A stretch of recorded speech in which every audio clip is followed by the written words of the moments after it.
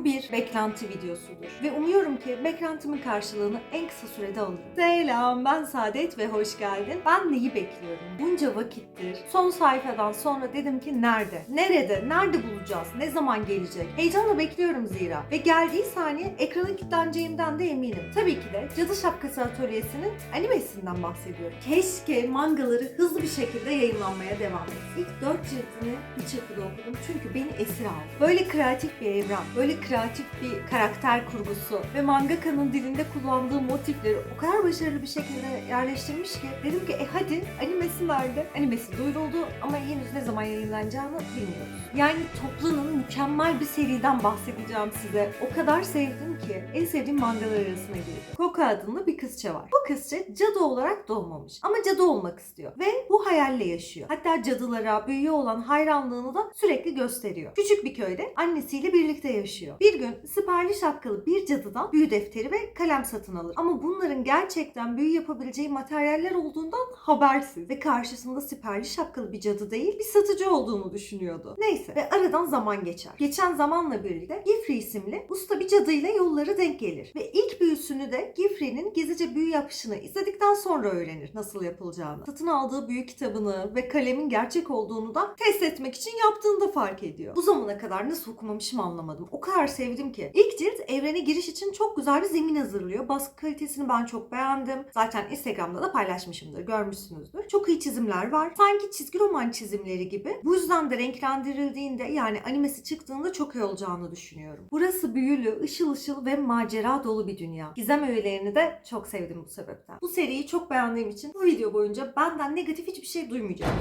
Eğer daha iyisi varsa yorumlara yazın. Birinci ciltte ne oldu? Zemin hazırlandı ve biz Cadı Şapkası Atölyesi dünyasına bir girdik. Hatta bir cadı şapkası istiyorum ben de. Hani böyle canlı yayınlarda kullanabileceğim bir şapka olsa şöyle takarım ve canlı yayınları o şapkayla yaparım. O kadar sevdim. Ki genelde ucubeler, cadılar, negatif algılanan unsurlar, karakterler ya da negatif öğelerde, negatif durumlarda kullanılan kişilerdir. Ama burada öyle değil. İkinci ciltte ise karakter kurgusu genişlediği gibi çeşitli karakterler giriyor ve biz dış göz olarak tüm detaylara hatta dedikodulara bile şahit oluyoruz. Çok spoiler vermeden anlatıyorum. O sebepten tamamen böyle detaylı bir incelemeden ziyade okuyunca keyif alabileceğiniz bir tonda bırakarak incelemeye devam ediyorum. Şimdi bir şeyler oldu ve Gifri ile birlikte cadıların eğitim aldığı, çırakların olduğu bir yere gitti Coco. Coco'nun gittiği yerde Coco gibi bir sürü çırak var. Ancak hepsi Coco'dan daha deneyimli büyü konusunda, daha bilgili. Yani bu büyü ve cadılık dünyasına daha aşinalar. Hatta cadılık onların yaratılışında var. Ancak Coco sıradan bir insan. Fakat Coco ile ilgili bir kehanet de var. Bu sebepten de bu cadı atölyesinde oldukça kolay kabul görüyor. Fakat bu kabul görmeyi yanlış anlamayın. Bir sürü negatif eleştiriye maruz kaldığı zamanlar oluyor. Yeteneklerinin küçümsendiği, hırsların kapışıldığı, sonuçta bir topluluk birilerinin bir şeyleri daha hızlı bir şekilde öğrenmesi ödüllendiriliyorsa orada hırs, kimi zaman nefret, kimi zaman kaos, kimi zaman kötücül dedikodular elbette olacaktır. Coco da bunları yaşıyor ama tabii daha masumane bir şekilde. Özellikle seri boyunca karakterlerin yetersizlikleri, emek sarf edişleri, var olma dürtüleriyle tamamlanma ihtiyaçları, heyecanlarını bulmaya çalışmaları, bunu Coco özelinde söylüyorum. Çok kreatif bir dille yazılmış. Serinin dili gerçekten çok başarılı. Okurken akıyor adeta. O yüzden okuduğum mangalar arasında en iyilerden birisi olduğunu söyleyebilirim ve bu sebepten de animesini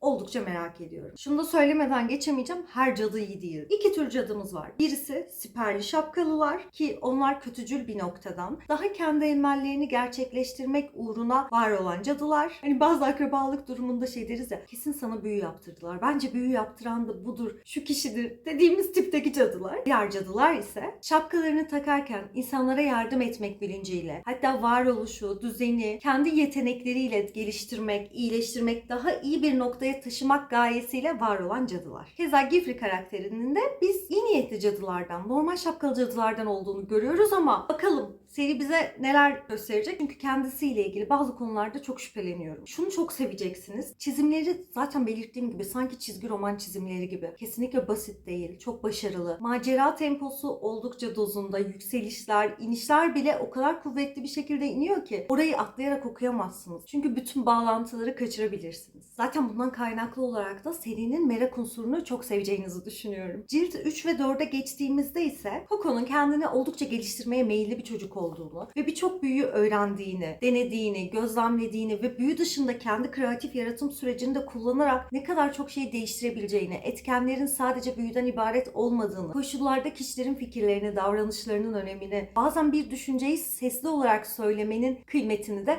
Cilt 3 ve 4'ü okurken Coco karakteri üzerinden net bir şekilde gözlemliyoruz. Yani bu seri aslında kendi içinde bir akademi sistemi olan bir seri. Yani Cadı Şapkası Atölyesi'ni bir akademi olarak görebiliriz. Oradaki hocalar. Eğer tabiri caizse hatta bu akademiyi denetleyen Cadılar Bakanlığı da var diyebiliriz. Bu şekilde niteleyebiliriz onları. Ve bu ciltlerin hiçbirinde benim sevmediğim bir karakter olmadı. Yani ya iyi yazılmamış dediğim ya da karakteri tanımlarken ifadesiz kalabileceğim bir karakter olmadı. Tüm karakterleri farklı bir noktadan, farklı bir dereceden sevdiriyor size mangaka. Yani burada gördüğünüz negatif yönden yaklaşan siperli şapkalıların bile kendi içinde bir aura taşıdıkları ve bu aurayı yansıtma konusunda ne kadar başarılı olduklarını okurken görebilirsiniz, çizimleri izlerken görebilirsiniz. Yani o yüzden ballandıra anlatmaktan şevk duyuyorum şu anda. Tahminimce seride biz şu anda ana kadroyu gördük ve bu kadroyu serinin ilerleyen ciltlerinde de animede de keza çıktığında devamlı olarak göreceğiz. Bu kadro kemik kadro diyebiliriz. Ama ben daha fazla genişleyeceğini düşünüyorum. Bu evrenin nasıl genişleyeceğini acayip merak ediyorum. Şimdi her inceleme videosunda yaptığımız gibi burada da karakterlere biraz eğilelim. Eğil. Videonun başında Coco'dan biraz bahsettik. Normal bir dünyadan gelen, yaratılışı cadı olmayan normal bir insan evladı. Terzilikten gelen, el becerisi, kreatif bir bakış açısına sahip bir karakter. Ve oldukça da azimli. Gifri karakteri, yani bu çırakları eğiten hoca karakteri benim için gizemini hala koruyor. Yani onu net bir şekilde tanımlayamıyorum ve bunun nedenini de söyleyemiyorum. Eğer okuduysanız yorumlarda bunu tartışmalıyız bence net. Ama nihayetinde mangaka bize Gifri karakteri gizemli bir unsur olarak sunsa da niyetinde iyi birisi olarak da veriyor tabii. Doğru mu telaffuz ediyorum bilmiyorum ama Agatha karakteri var. Sanırım en gerçekçi yazılan karakterlerden bir tanesi. Yaşına göre biraz tabii fazla disiplinli. İlk başta soğuk gelse de saygısı zamanla kazanılan bir karakter. Keza siz de ona zaten zamanla saygı duyacaksınız ve zamanla sevmeye başlayacaksınız ciltler ilerledikçe. Çok pozitif bir karakterimiz var. Richie diye telaffuz edeceğim. Ne kadar doğru hiçbir fikrim yok. Çok pozitif, sevecen, teşekkür etmeyi, minnet etmeyi, bu tarz nezaket unsurlarına önem gösteren bir karakterimiz var ki ona Richie diyoruz. Karakterin pozitif yanı her zaman enerjiyi olumlu bir noktada tutuyor. Bu sebepten de o karakterden negatif bir şey aldığımızda muhtemelen yerle bir olacağımızı düşünüyorum. Bence çıraklar arasında Coco'dan bile daha sempatik olan bir karakter. Ama hikayede benim en sevdiğim detay ise Coco'nun bu Cadı Şapkası Atölyesi evreninde bir evcil hayvan edinmiş olması ve bunun çok tesadüfi. Ama bir noktada da oldukça sempatik ve gerçekçi de diyebileceğimiz bir tonda olması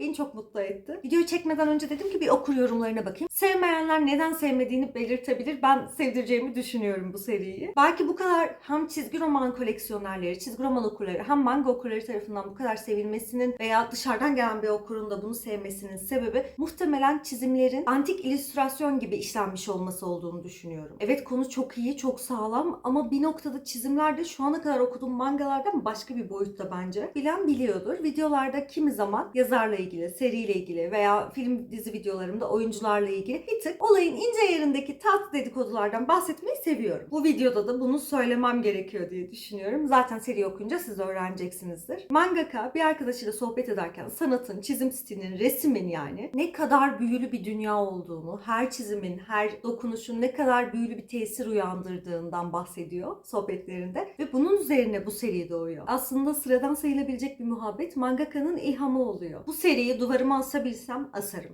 Tam koleksiyonluk. Eğer o kadar çizim yeteneğim olsaydı, keza benimki sadece şu kadar, çizerdim. Hiç üşenmezdim, kesinlikle uğraşırdım. O derece sevdim. Hatta Instagram kanalını biliyorsunuz WhatsApp grubu gibi kullanıyoruz biz. Orada arka plan bile yaptık. Karakterlerle empati yapıyorsunuz, onlarla birlikte başarısız olup onlarla birlikte bir şeyleri başarıyorsunuz. Ben de bir cadı şapkası istiyorum. Sanki ben manga okumadım da sanat galerisi gezmiş gibiyim. Ve en nihayetinde en güçlü büyü sana inanan birilerini bulmaktır. Kendinize iyi bakma cesaretini hiç kaybetmeyin. Görüşmek üzere.